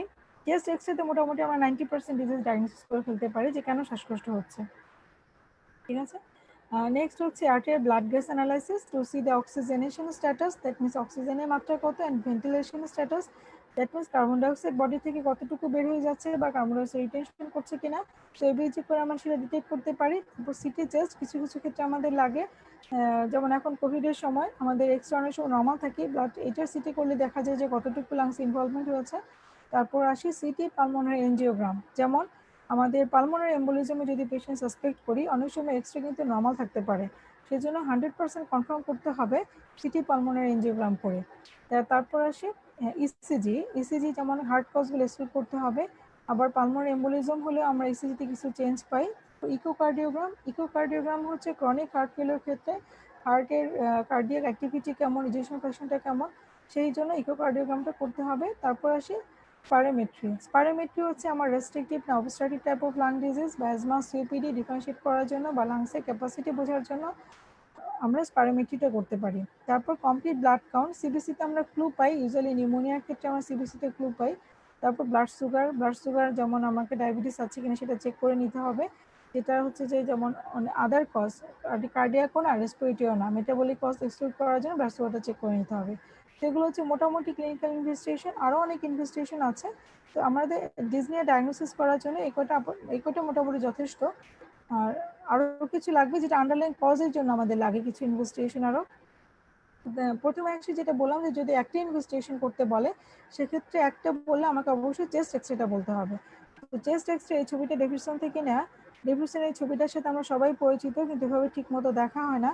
আমরা যদি একটু খেয়াল করে দেখি যে একটা, অনেকে দেখি আমরা পরীক্ষার সময় এক্সরে ভুল করি, আমি নিজেও একসময় ভুল করতাম, এখন দেখতে দেখতে হয়তো ইনশাল্লাহ ভুল হয় না। কিন্তু ভুলটা কেন হয় আসলে আমার এখন মনে হয় যে ভুলটা হয়তো নাও হতে পারতো। তো আমরা যদি চিন্তা করি যে একটা চেস্ট এক্সরে আসলে আমরা দেখিটা কি, অনেক কিছু দেখি। তো কি দেখি এটা যদি আমাদের মাথায় থাকে, সেই জায়গায় প্রবলেম থাকলে তো আমরা সেটা আইডেন্টিফাই করলে হয়ে যায়। যেমন একটা এক্সরেতে কি দেখি, একটা চেস্ট কেস দেখি, রিব কেস, তো এখানে রিবস গুলো আছে। তারপর আমরা যে ট্রাকিয়ে দেখি, ট্রাকিয়ে থেকে ব্রঙ্কাস ভাগ হয়ে গেল। তারপর লাং প্যারেনকিমা থাকে, লাং প্যারেনকিমা এবং সাথে ব্রঙ্কোভাস্কুলার মার্কিং, এবং এর মাঝখানে মিডিয়ানস্টাইন নামে একটা স্ট্রাকচার, সেটা হচ্ছে হার্ট থাকে। তারপরে কি আছে, আমার অ্যাঙ্গেলগুলো দেখতে হয়। কাজেই আমরা কি দেখবো, প্রথমে ট্রাকিয়াটা দেখবো, লাং প্যারেনকিমা দেখবো, হাইলার রিজিয়নটা দেখবো, কার্ডিয়াক আউটলাইনটা ঠিক আছে কিনা দেখবো, পোস্টোফেনিক অ্যাঙ্গেল, কার্ডিওফেনিক অ্যাঙ্গেল ঠিক আছে কিনা দেখবো। তো এইখানে যদি কোনো প্রবলেম পাই, নিউমোনিয়া মানে একটা এরিয়াতে কনসলিডেশন হবে, নিউমোথোরাক্স মানে একটা লাইন বরাবর বাতাস ঢুকবে, প্লুরাল ইফিউশন মানে একটা জায়গায় পানি ঢুকবে, লাংসটা সাদা হয়ে যাবে, অপোজিট সাইডে চলে যাবে। তারপর রিব কেসে কি হয়, রিবে কিছু ডিজিজ থাকতে পারে, যেমন রোট্রোপেসিস রিব ফ্র্যাকচার থাকতে পারে, তো সেখানে ফ্ল্যাল চেস্ট থাকতে পারে, অথবা কাইফোস্কুলোসিস থাকে, সেটা বোঝা যাবে। আর হার্টে যদি কোনো প্রবলেম হয়, যেমন সিসিএফ এর পেশেন্ট, পেরিকার্ডিয়াল ইফিউশন আছে, তো সেক্ষেত্রে হার্টে কার্ডিওমেগালি বা হার্টের শেপটা চেঞ্জ হয়ে যাবে। তো আমরা চোখে যা দেখবো সেটাই দেখেই তো বলতে পারি, সেটার জন্য কেন এক্সরে ভুল হবে। তো আমরা যদি তাকায় দেখে বোঝার চেষ্টা করি যে কি আছে, ওটা বলে দিলেই তো হয়ে যায়, তাই না? কাজে এখন যদি আমরা খেয়াল করি যে ট্রাকিয়া সেন্ট্রালি প্লেসড কিনা, পজিশন ঠিক আছে কিনা, রিব কেসগুলো দেখে নিলাম, আমার আশেপাশের সফট টিস্যুস কিনা, সফট টিস্যু দেখে নিলাম, লাং প্যারেনকিমা দেখলাম, অ্যাঙ্গেলগুলো দেখলাম, হাইলার রিজনটা দেখলাম, কার্ডিয়াক শ্যাডোটা দেখলাম। তো এটা দেখে মোটামুটি আমরা একটা নর্মাল চেস্ট এক্সরেতে কি কি দেখি সেটা দেখবো। তারপর সেই অনুযায়ী ফাইন্ডিংস অনুযায়ী আমরা ডায়াগনোসিস করবো যে এক্সরেতে কি প্রবলেম আছে। আচ্ছা, এই বক্সটা আমরা একটু পড়ে নিব যে হার্টে কি কি দেখি, এটা আমি ডিটেলস এখন যাচ্ছি না, এটা ডেফিনেশনে আছে। আচ্ছা, নেক্সট আসি যে আমাদের আরেকটা ভাবে আমরা ক্লাসিফিকেশন করতে পারি, যেমন রেসপিরেটরি ফেলিওরকে আমি তো অ্যাকুট আর ক্রনিক ডিজিজের ক্লাসিফিকেশনটা বলছি, দুটার সাথে গন্ডগোল করা যাবে না। একটা হচ্ছে যে শ্বাসকষ্ট, অ্যাকুট শ্বাসকষ্ট, ক্রনিক শ্বাসকষ্ট। আরেকটা ক্লাসিফিকেশন হচ্ছে type 1 respiratory failure and type 2 respiratory failure. Type 1 and type 2 ক্লাসিফিকেশনটা ইউজুয়ালি করি আমরা ব্লাড গ্যাসের লেভেল দেখে। তো আমরা যখন একটা পেশেন্টে এবিজি করব, এবিজি করে অক্সিজেনের মাত্রাটা কত, কার্বন ডাইঅক্সাইডের মাত্রাটা কত। যদি আমি হাইপোক্সিয়া পাই, সেক্ষেত্রে আমাকে হাইপোক্সিয়া পাই, কার্বন ডাইঅক্সাইডের মাত্রা কম নর্মাল থাকতে পারে অথবা কম থাকতে পারে, বাট মেইনলি হাইপোক্সিয়া।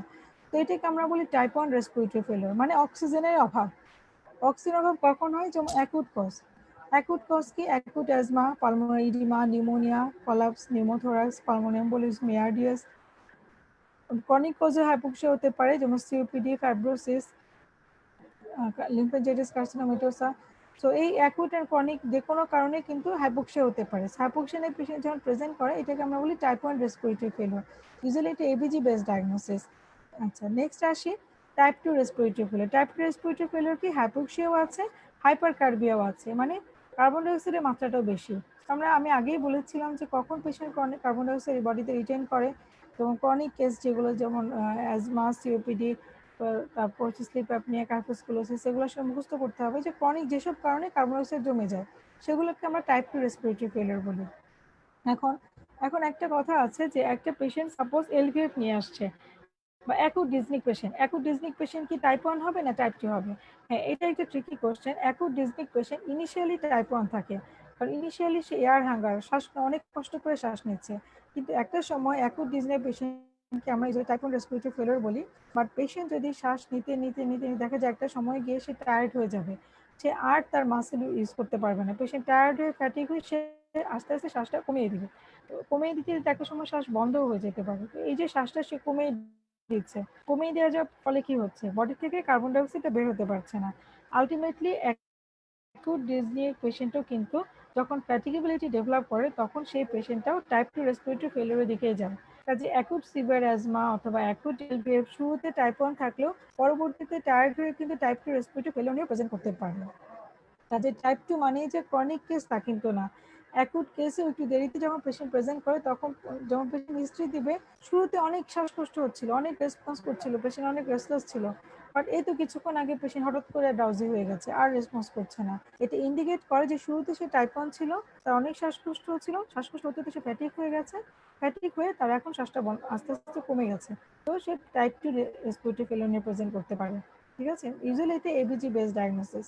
যেহেতু বইয়ে আছে, এটা না দেখালে অনেকে ভাববে যে এটা আবার কোথেকে আসলো। এই জন্য এটা বলা যে অ্যাকুট ডিসনিয়া, ক্রনিক ডিসনিয়া, এটা আমার একটা ক্লাসিফিকেশন। টাইপ 1 টাইপ 2 টা আমার এবিজি বেস ক্লাসিফিকেশন। ঠিক আছে।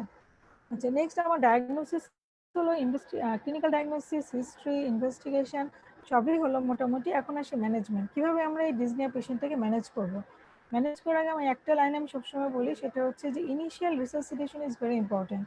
তো initial resuscitation by stabilising the vital signs stabilise করার মাধ্যমে পেশেন্টের রিসাসিটেশন আগে করতে হবে। যখনই একটা ডিসনিক বা শ্বাসকষ্ট পেশেন্টকে নিয়ে ডিল করবো, দ্রুত আমাকে পেশেন্টের শ্বাসকষ্টটা কমাতে হবে, হাইপোক্সিয়া থেকে হাইপোক্সিয়া কারেকশন করতে হবে, কার্বন ডাইঅক্সাইড করলে সেটা ওয়াশ আউট করার ব্যবস্থা করতে হবে, এবং পেশেন্টের আন্ডারলাইন কজ কারেকশন করতে হবে, অ্যাজ ওয়েল এজ পেশেন্টের শ্বাসকষ্টটা কমাতে হবে আগে। তার ইনিশিয়াল রিসাসিটেশন করলাম, দেন কমফোর্টেবল পজিশন, মানে পেশেন্ট যেই পজিশনে ভালো থাকে। যেমন এটাকে আমি প্রপটপ কেন বলি নাই, প্রপটপ বলি না এই কারণে, যেমন এলভিএফ এর পেশেন্ট প্রপটপে ভালো থাকে, আবার প্রোয়ালিফিকেশন পেশেন্ট যেই ডিপেন্ডেন্ট পার্টে থাকতে ভালো থাকে, আবার নিউমোথোরাক্সের পেশেন্ট অপোজিট সাইডে থাকতে কমফোর্ট ফিল করে। তো পেশেন্টের ডিজিজ অনুযায়ী পেশেন্ট যেভাবে থাকলে তার শ্বাসকষ্টটা কমে বলে মনে হয়, সেই পেশেন্টটাকে আমরা সেভাবে রাখবো। যেমন আমরা এখন কোভিড পেশেন্ট নিয়ে ডিল করছি, যেহেতু কোভিডের পেশেন্টগুলো দেখা যায় প্রনিং করলে ভালো থাকে, মানে উপর হয়ে শুয়ে থাকে পেশেন্টগুলো ভালো থাকে। কাজে যেই পজিশনে পেশেন্ট ভালো থাকে সেই পজিশনে রাখতে হবে। এই জন্য আমি এটাকে লিখেছি comfortable position, not propped up position. Okay, then improve oxygenation. So একটা পেশেন্টের যখন ডিসনিয়া থাকে, আমরা যেহেতু পালস অক্সিমিটার দিয়ে চেক করবো যে স্যাচুরেশনটা কত। হাইপোক্সিয়া থাকলে ফার্স্ট কাজ হবে আমাদের হাইপোক্সিয়া কারেকশন করা। তো অক্সিজেনেশনটাকে ইমপ্রুভ করতে হবে। প্রথমে আমরা অক্সিজেন দিব, আস্তে আস্তে অক্সিজেনটাকে আমরা বাড়াবো। যে লেভেলে পেশেন্ট ভালো স্যাচুরেশনটা মেনটেন হবে বা পেশেন্টের শ্বাসকষ্ট কমবে, সেই লেভেল পর্যন্ত অক্সিজেন বাড়াতে হবে। প্রয়োজনে যদি নর্মালি অক্সিজেন দিয়ে মেনটেন করতে না পারি, একটা সময় গিয়ে আমার এনআইভি, নন ইনভেসিভ ভেন্টিলেশন লাগতে পারে, অথবা মেকানিক্যাল ভেন্টিলেশন পর্যন্ত লাগতে পারে। ঠিক আছে। এবং আমার স্টেবল ইনিশিয়াল রিসাসিটেশন করলাম, পেশেন্টের পজিশন ঠিক করলাম, অক্সিজেনেশন বাড়ালাম, এবং এখন আসি treating according to underline condition. মানে যেমন যদি এলভিএফ হয় আমাকে ফুসেমাইড বা ল্যাসিস দিতে হবে, অ্যাজমা হলে ব্রঙ্কোডাইলেটর দিতে হবে, সিওপিডি হলে ব্রঙ্কোডাইলেটর দিতে হবে, নিউমোথোরাক্স হলে আমার দ্রুত একটা নিডল ইনসার্শন করে নিউমোথোরাক্সটা রিলিভ করতে হবে, পালমোনারি এম্বোলিজম হলে আমাকে দ্রুত হেপারিন স্টার্ট করতে হবে, নিউমোনিয়া হলে র্যাপিড অ্যান্টিবায়োটিক স্টার্ট করতে হবে। তো যেই আন্ডারলাইন কজের কারণে পেশেন্টের শ্বাসকষ্ট হচ্ছে, লাস্টে আমাকে সেই আন্ডারলাইন কজ ধরে ধরে পেশেন্টকে ট্রিটমেন্ট করতে হবে। কারণ ইনিশিয়াল রিসাসিটেশন করে আমি বেশিক্ষণ তো পেশেন্টকে ভালো রাখতে পারবো না। আমাকে অবশ্যই পেশেন্টের আন্ডারলাইন কজটা কারেকশন করতে হবে, না হলে পেশেন্ট তো সেটেল হবে না। ঠিক আছে, এখন আমি কিছু কিছু ছবির মাধ্যমে দেখানোর চেষ্টা করব, কারণ আমার মনে হয় যে বেশি কথা বলার চেয়ে ছবি দেখলে বেশি মনে থাকে, তাই না? ছবিতে আসি, অ্যাজমার একটা এইটা একটা chest x-ray, apparently normal look. Usually অ্যাজমাতে এক্সরেতে তেমন কোনো ফাইন্ডিংস থাকে না, যত কিছু মানে পেশেন্টের যেহেতু স্মল এয়ারের ডিজিজ, পেশেন্টের সাবজেক্টিভ কমপ্লেনটা বেশি থাকে, তো এক্সরেতে ইউজুয়ালি অ্যাপারেন্টলি নর্মালি থাকে অ্যাজমা পেশেন্টের। নেক্সট আসি, অ্যাজমা পেশেন্টের মূল ট্রিটমেন্ট আমরা জানি যে এখানে আমাকে ব্রঙ্কো কনস্ট্রিকশন আর ব্রঙ্কো ডাইলেটেশন করতে হবে। তো পেশেন্ট যদি স্টেবল থাকে আমরা তাকে ইনহেলার নিতে বলতে পারি, পেশেন্টের অনেক শ্বাসকষ্ট হলে আমরা নেবুলাইজেশনটা শুরু করি এবং অবশ্যই স্টেরয়েড দিতে হয়। তো অ্যাজমার আরও কিছু অ্যান্টিহিস্টামিন আমরা ইউজ করি, যেমন মন্টিলুকাস্ট ইউজ করতে পারি, পেশেন্টকে ইনহেলার দিব, পেশেন্টকে স্টেরয়েড লেগে স্টেরয়েড দিব, নেবুলাইজেশন দিব। ঠিক আছে, তো এই ম্যানেজমেন্টগুলো আমরা অ্যাজমা পেশেন্টকে দিয়ে থাকি। নেক্সট আসি অ্যাজমার পর সিওপিডি। তো সিওপিডি এক্সরেতে ইউজুয়ালি অনেক ফাইন্ডিং থাকে।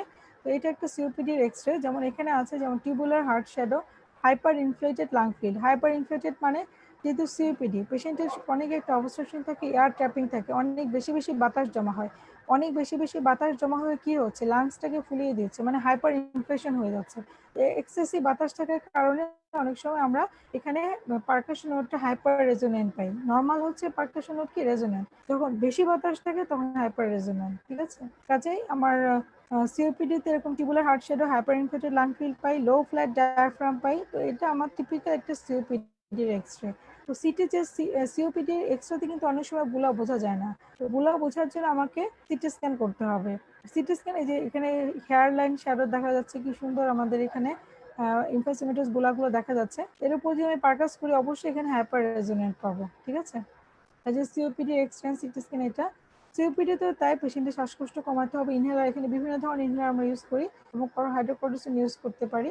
আচ্ছা, নেক্সট আসি পালমোনারি এম্বোলিজম। পালমোনারি এম্বোলিজম আগেই বলেছিলাম যে সাডেন অনসেট থাকে, ইনভেস্টিগেশনের মধ্যে আমরা যে পাই ডিভিটি থাকে, ডুপ্লেক্স স্টাডি করে কনফার্ম হতে পারি ডিভিটি আছে কিনা। তারপর সিটি পালমোনারি এনজিওগ্রাম হচ্ছে কনফার্মেটরি। তো এক্সামিনেশনে কি পেতে পারি, যে অ্যাসিমেট্রিক্যাল লিঙ্ক থাকতে পারে, যে একটা পা ফোলা এবং টাইট হয়ে থাকবে, এরকম টাইট হয়ে থাকবে, কোনো পালস পাওয়া বোঝা যাবে না ঠিক মতো, টাইট থাকবে। কিন্তু সেলুলাইটিস হলে যেরকম হট টেন্ডার থাকে, এটাও হট টেন্ডার হতে পারে, কিন্তু বেশিরভাগ ক্ষেত্রে এটা একদম টাইট হয়ে থাকবে। তো আমরা এটা দিয়ে অ্যাসিমেট্রি আছে, তো আমরা সেই অনুযায়ী ডিভিটির জন্য এখানে ডুপ্লেক্স স্টাডি করে কনফার্ম হতে পারি যে ডিভিয়েন্ট থ্রম্বোসিস আছে কিনা। এরকম একটা পেশেন্ট যদি হঠাৎ করে শ্বাসকষ্ট নিয়ে আসে, অবশ্যই অবশ্যই পালমোনারি এম্বোলিজমটাকে প্রথমে মাথায় আনতে হবে। পালমোনারি এম্বোলিজম পেশেন্টের যদি এক্সরে করাই, এক্সরেটা ইউজুয়ালি এরকম নর্মাল থাকতে পারে, অথবা এরকম আমরা একটা 3 কোণায় এরকম একটা শ্যাডো পেতে পারি। ঠিক আছে, এরকম যদি পাই তো আমরা পালমোনারি এম্বোলিজমটা সাসপেক্ট করব। কনফার্ম করবো সিটি পালমোনারি এনজিওগ্রাম করে। সিটি পালমোনারি এনজিওগ্রামে যেখানে একটা পালমোনারি ভেসেল, পালমোনারি ট্রাঙ্ক, এই ট্রাঙ্কে গিয়ে এখানে হর্সু শেপ হয়ে আছে, এদিকে কোনো ব্লাড তো যাওয়া আসা করবে না। ঠিক আছে, কাজেই পেশেন্ট সাডেন সিভিয়ার ডিসনিয়া নিয়ে প্রেজেন্ট করতে পারে। তো ট্রিটমেন্ট হচ্ছে এখানে ট্রিটমেন্ট হচ্ছে পালমোনারি এম্বোলিজম ইউজুয়ালি আমরা হেপারিন দিই, লো মলিকুলার হেপারিন দিতে পারি, কনভেনশনাল হেপারিন দিতে পারি। মেইনলি আমাকে থ্রম্বোসকে ডিজলভ করতে হবে।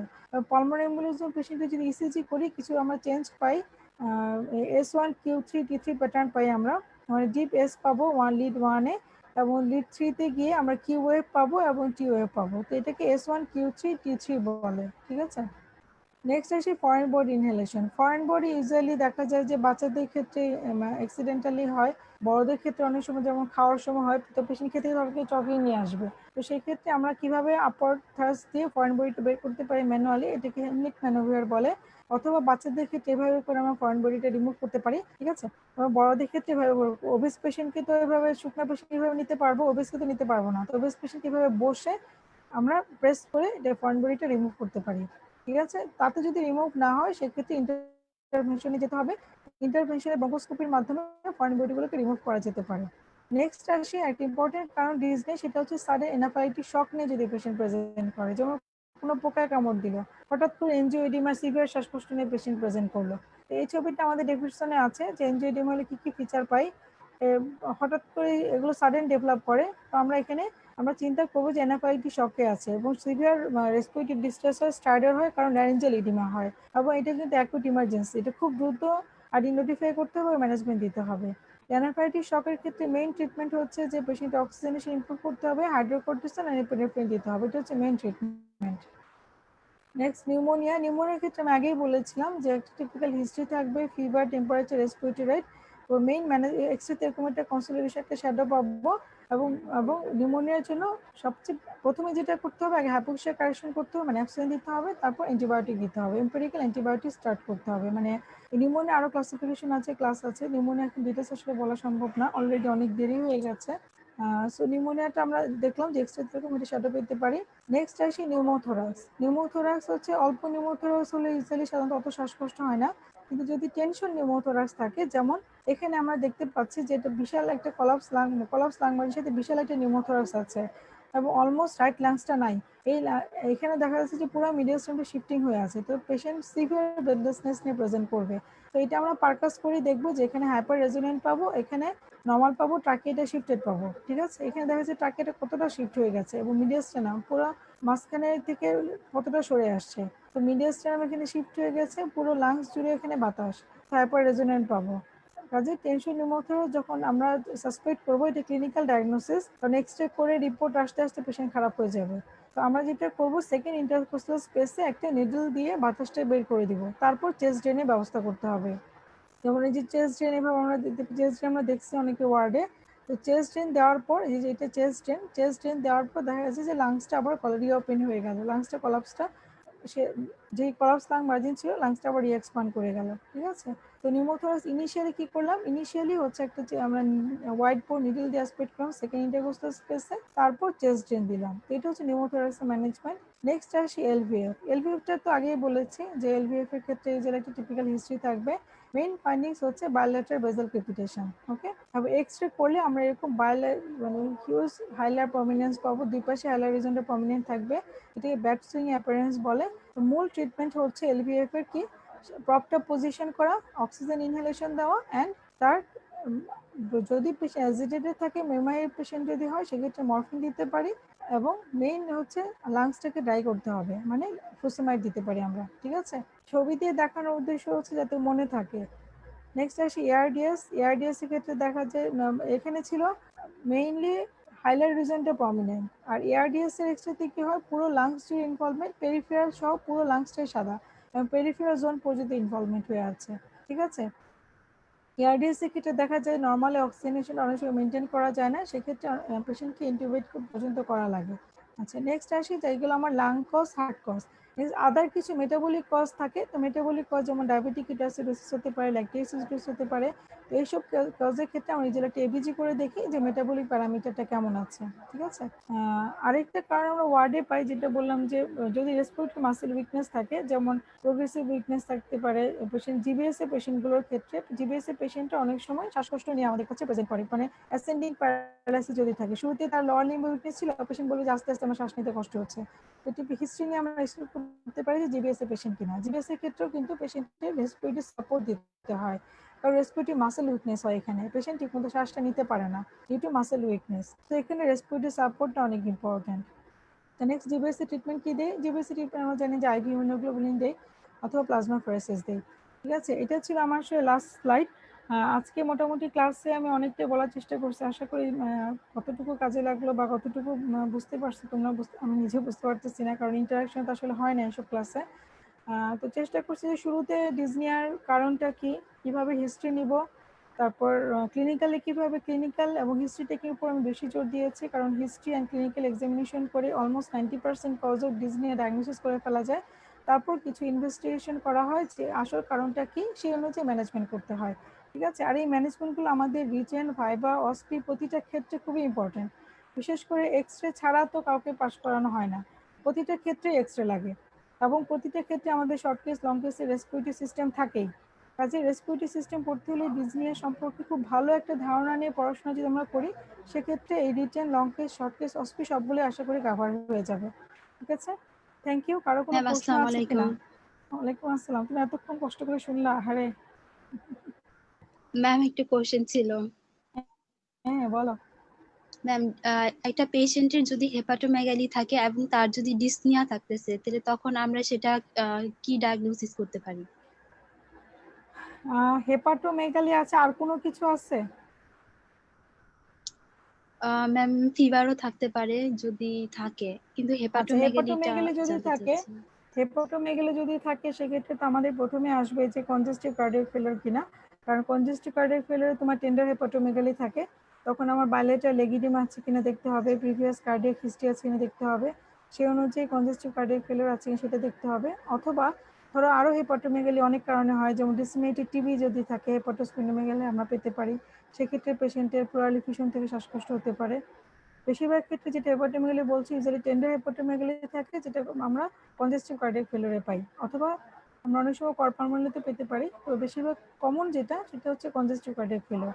আদারওয়াইজ যেটা ডিসেমিনেটেড টিউবারকুলোসিস হতে পারে। আরেকটি হেপাটোমেগালি যদি ধরো তোমার লিভার কোনো কজে হয়, লিভার কজে হেপাটোমেগালি হলো পেশেন্টের দেখা যাচ্ছে অ্যাসাইটিস আছে, পেশেন্ট শ্বাস নিতে পারছে না, অ্যাবডোমেনটা ডিস্টেনশন হয়ে আছে, ডায়াফ্রাম ওঠানামা করতে পারছে না, সেক্ষেত্রে পেশেন্ট ডিকোপাসিটি সিএলডিতে পেশেন্ট অনেক সময় শ্বাসকষ্ট নিয়ে আসতে পারে। ঠিক আছে। ম্যাম, ওবেসিটি পেশেন্টদের আমরা তখন ডায়াগনোসিসটা কিভাবে করব, মানে আচ্ছা, ইনভেস্টিগেশন করব? ওবেসিটি পেশেন্টের ক্ষেত্রে যেটা হয় যে ওবেস পেশেন্টের ইনভেস্টিগেশন যেটা আমরা করি, একটা তো হচ্ছে এবিজি করি। এবিজি করে দেখি পেশেন্ট ক্রনিক সিওটো রিটেনার কিনা। তারপর যেটা হচ্ছে যে পেশেন্টের যদি ক্রনিক সিওটো রিটেনার থাকে, তার শ্বাসকষ্টটা ঘুমের মধ্যে হয় কিনা, দ্যাট মিনস এটা আমরা স্লিপ স্টাডি করি, পলিসোমনোগ্রাফি করি। স্লিপ স্টাডি করে তার এটা আমরা স্লিপ স্টাডির কিছু ইন্টারপ্রিটেশন আছে, সেটাতে অ্যাপনিয়া হাইপোপনিয়া ইন্ডেক্স বলে, সেটা দেখে আমরা ডায়াগনোসিস করি যে ঘুমের মধ্যে তার কতবার শ্বাসকষ্ট হয়, কতবার কার্বন ডাইঅক্সাইড তার রিটেনশন হয়, কতবার সে কম মানে হাইপোক্সিয়া হয়। তো সেটা দেখে আমরা অ্যাসেস করি যে তার সিভিয়ারিটিটা কতটুকু। সেরকম ক্ষেত্রে আমরা ইউজুয়ালি মানে কিছু মেশিন দিয়ে ইন্টারভেনশন দিয়ে, যেমন সিপ্যাপ দিয়ে রাখি, যে পেশেন্ট নাকের মধ্যে একটা মেশিন লাগিয়ে ঘুমিয়ে যাবে, যাতে তার সারা রাত ধরে শ্বাসকষ্ট না হয়, সবসময় কার্বন ডাইঅক্সাইড ওয়াশ আউট হয়ে যাবে। তো ওবেসিটি ডায়াগনোসিস করার জন্য প্রথমে হচ্ছে এবিজি করবো। প্রথমত ক্লিনিক্যালি আমরা দেখতেই পাচ্ছি যে পেশেন্ট ওবেস। তারপর টিপিক্যাল হিস্ট্রি থাকবে, পেশেন্টের স্নোরিং এর হিস্ট্রি থাকবে, মানে নাক ডাকবে বলে, ঘুমের মধ্যে নাক ডাকে, হঠাৎ করে উঠে যায়, মিড নাইটে তার শ্বাসকষ্ট শুরু হয়, উঠে বসে পড়ে, বা ঘুমের মধ্যে কোনো শব্দ করে, এগুলো তার পার্টনার বলবে। এবং পেশেন্টের যেটা আরেকটা হিস্ট্রি থাকবে ডে টাইম সোমনোনেস, যেহেতু রাতে সে ঘুমাইতে পারে না, সে দেখা যায় বসে বসে সবসময় ঝিমাচ্ছে ঝিমাচ্ছে। এইটা আমার হিস্ট্রি অ্যান্ড ক্লিনিক্যাল এক্সামিনেশন। আর ইনভেস্টিগেশনের মধ্যে এবিজি করে ক্রনিক সিওটো রিটেনার পাবো, চেস্ট এক্স ইউজুয়ালি নর্মাল থাকে, আর স্লিপ স্টাডি করে কনফার্ম হবে। ঠিক আছে। জি ম্যাম। ম্যাম, অ্যানিমিক পেশেন্ট যদি হয় তখন সেক্ষেত্রে আমরা ট্রিটমেন্ট কি আমরা ব্লাড ট্রান্সফিউশন দেই, আর যদি দেই তাহলে হচ্ছে কোনটা দিতেছি, এন্ড সাপ্লিমেন্টেশনের মধ্যে আমরা কি কি দেই? আচ্ছা, অ্যানিমিক হার্ট ফেলিওর যদি থাকে, এটাও পেশেন্ট ক্রনিক ডিজনিয়া নিয়ে প্রেজেন্ট করে। অ্যানিমিক হার্ট ফেলিওর পেশেন্টকে ইউজুয়ালি আমরা ব্লাড ট্রান্সফিউশনই দিব, কারণ তার তো অ্যানিমিয়াটাকে কারেকশন করতে হবে, কারণ তার শরীরে ব্লাড কম। ব্লাড কম মানে হিমোগ্লোবিন কম, হিমোগ্লোবিন আমাদের অক্সিজেন ক্যারি করে, সো অক্সিজেন ক্যারি হচ্ছে না, হাইপোক্সিয়া রয়ে যাচ্ছে। কাজে আমাকে হিমোগ্লোবিনটাকে বাড়াইতে হবে যদি অক্সিজেনটাকে ঠিক করতে চাই। এখন ব্লাড দিলে ইউজুয়ালি এখানে আমরা হোল ব্লাডটা অ্যাভয়েড করি। অ্যানিমিক হার্ট ফেলিওর যদি ফ্লুইড ওভারলোডের একটা চান্স থাকে, সেক্ষেত্রে আমরা ব্লাডের কম্পোনেন্টটা ট্রান্সফিউজ করি। যেমন কম্পোনেন্ট বলতে প্যাকড সেল, মানে মেনলি তো হিমোগ্লোবিন কম, তো আমাকে রেড সেল ট্রান্সফিউশন করলে হয়ে যাচ্ছে, সেক্ষেত্রে আমরা রেড সেল ট্রান্সফিউশন করি। এবং মানে ইউনিট অনুযায়ী হিসাব করি, ইউজুয়ালি আমরা বলি যে এক ব্যাগ রক্তে 1 ইউনিট হিমোগ্লোবিন বাড়ে, এটা গ্রাফলে একটা আমরা হিসাব করি।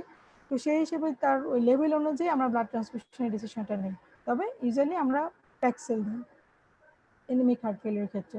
তারপর যদি ম্যাম, ফ্লুইড এখানে ওভারলোড হয় অনেক সময়। সাপ্লিমেন্টেশনটা দেই? হ্যাঁ, কোনো সাপ্লিমেন্টেশন মানে সাপ্লিমেন্টেশন? না না, সাপ্লিমেন্টেশন যেমন প্রথমে তো যখন একটা এনিমিক হার্ট ফেলিওর যদি আমরা চিন্তা করি, প্রথমে আমাকে আইডেন্টিফিকেশন করতে হবে যে পেশেন্ট এনিমিয়া আছে কিনা, ওকে। তারপর চিন্তা করতে হবে এনিমিয়ার কারণটা কি, এটা আমরা পেরিফেরাল ব্লাড ফিল্ম করে দেখবো যে ম্যাক্রোসাইটিক না মাইক্রোসাইটিক এনিমিয়া। পিবিএফ করার পর আমরা একটা ক্লু পেয়ে যাব। তো ম্যাক্রোসাইটিকের কারণ আছে, যেমন থাইরয়েড ফাংশন আমরা চেক করতে পারি, ভিটামিন বি12 এগুলো, ফলিক অ্যাসিড চেক করতে পারি। তারপর মাইক্রোসাইটিক হলে আয়রন লেভেলটা দেখতে পারি। তো সেই কারণ অনুযায়ী যেই ডেফিসিয়েন্সিটা পাবো, যে এনিমিয়াটা কেন হলো, সেই কারণের ট্রিটমেন্টও করতে হবে। ধরো আয়রন ডেফিসিয়েন্সি নিয়ে পেলাম, তাহলে আয়রন সাপ্লিমেন্ট দিতে হবে। বি12 ফলিক অ্যাসিড ডেফিসিয়েন্সি পাই, ম্যাক্রোসাইটিক যদি পাই সেটা কারণ মানে সেটা ট্রিটমেন্ট দিতে হবে। থাইরয়েড যদি হাইপোথাইরয়েডিজম পাই, হাইপোথাইরয়েডিজম এনিমিয়া হয়, সেটার জন্য থাইরয়েড সাপ্লিমেন্ট দিতে হবে। তো সেই সাপ্লিমেন্টগুলো তো পাশাপাশি দিতেই হবে, কিন্তু এনিমিয়া যে হয়েছে, এনিমিয়াটা তো আমাকে র্যাপিড কারেকশন করতে হবে, সেজন্য ব্লাড ট্রান্সফিউশনও দিতে হবে। ঠিক আছে।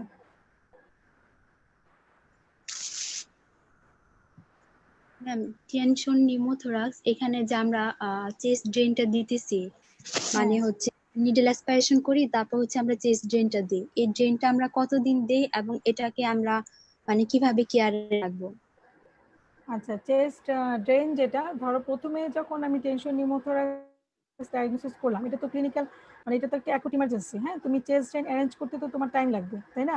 তো শুরুতেই যেটা করবো, যখনই আমরা ওয়ার্ডে এরকম পাবো, আমরা কল দিব, রেসপিরেটরি ফিজিশিয়ান আসবে, ওরা করবে, তখন সময়তে পাওয়া যায় না, সেটা নিগলেক্ট করে দিয়ে দিলাম। তারপর যখন চেস্ট ড্রেনটা দিব, চেস্ট ড্রেন দেওয়ার পর আমরা ইউজুয়ালি, এটা ডিপেন্ড করে কত দ্রুত তার লাংটা এক্সপান্ড করছে এবং এয়ার বাবল কতক্ষণ পর্যন্ত আসছে। আমরা যখন ওয়াটার সিল ড্রেনেজ দেই, তো আমরা তো চেস্ট ড্রেন দিলাম, দেওয়ার পরে আমরা একটা এক্সরে করলাম, এক্সরে করে দেখবো যে কতটুকু লাং এক্সপান্ড করছে। যখন আমরা লাং এক্সপান্ড করব, সেটার উপর ডিপেন্ড করবে আমি কতদিন রাখবো।